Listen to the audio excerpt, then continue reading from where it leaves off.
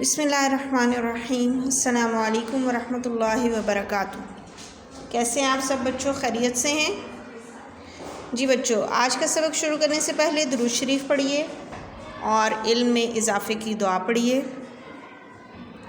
जी बेटे, आपके सामने एक टोकरी में कुछ फल पड़े हुए हैं। ये क्या है?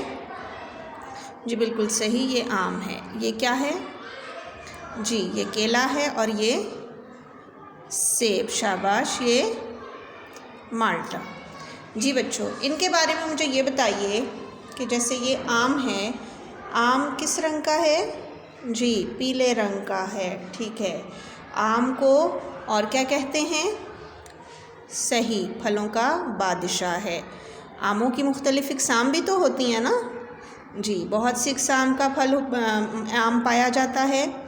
इसके अलावा इससे हम किस तरीके से इस्तेमाल करते हैं?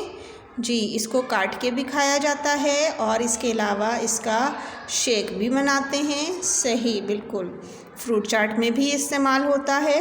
जी और ये एक बेहतरीन ग़िज़ा भी है। सही।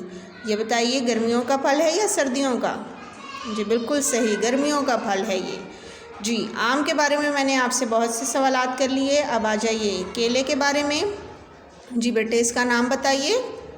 केला, बिल्कुल सही। आपको पसंद है? सही, बिल्कुल। बहुत से बच्चों को केला बहुत पसंद होता है। इसका जायका कैसा होता है? जी बिल्कुल मीठा होता है। इसे अब और क्या क्या बनाते हैं हम इससे? जी इससे शेक भी बनाया जाता है। बिल्कुल सही। इसके अलावा इसको दूध के साथ मिलाकर भी खाया जा सकता है। सही। इसका रंग क्या है बच्चों? जी पीले रंग का होता है। अच्छा जी, अब ये क्या है बच्चों? सेब। सेब भी यकीनन आपका पसंदीदा फल है। इसका रंग क्या है? लाल रंग का है। सही। अच्छा जी, अब इसे किस तरीके से इस्तेमाल किया जाता है? जी इससे मुरब्बा भी बनता है और इसका शेक भी बनाया जाता है। सही। इसका जूस भी इस्तेमाल होता है। ठीक है। और ये तकरीबन हर मौसम में पाया जाता है। बीमारों के लिए एक बेहतरीन ग़िज़ा है। इसके अलावा ये देखें, ये माल्टा है, आजकल की बेहतरीन ग़िज़ा, सर्दियों का फल और सेहत के लिए इंतहाई मुफीद है।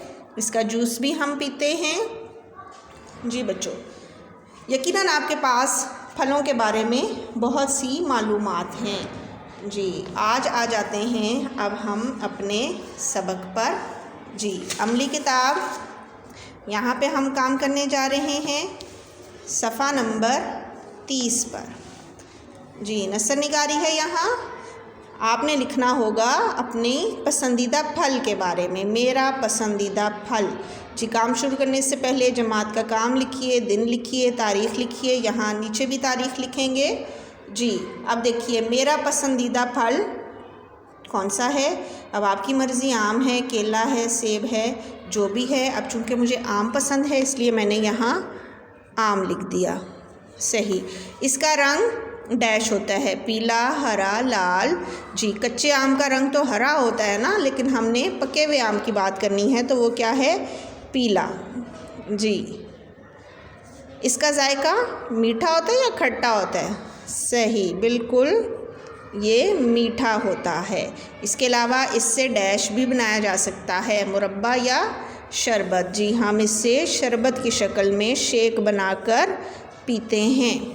जी इसको डैश के साथ भी मिलाकर खाया जाता है। जी जब दूध में डाला जाता है तो फिर इसका शेक बन जाता है ना, तो इसे दूध के साथ मिलाकर भी खाया जाता है। अब आप इसी अंदाज में अपने पसंदीदा फल के बारे में जुमले लिखेंगे।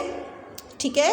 और यहाँ ये एक ब्लॉग बना हुआ है, इसके अंदर आपने अपने पसंदीदा फल की तस्वीर लगा देनी है। चाहे कहीं से काट कर स्टिकर की शक्ल में लगा दें, अगर नहीं है तो ये पसंदीदा फल जो है उसको ड्रॉ भी किया जा सकता है। ठीक है। यहाँ पे ड्रॉ करें और फिर उसमें रंग भर लें।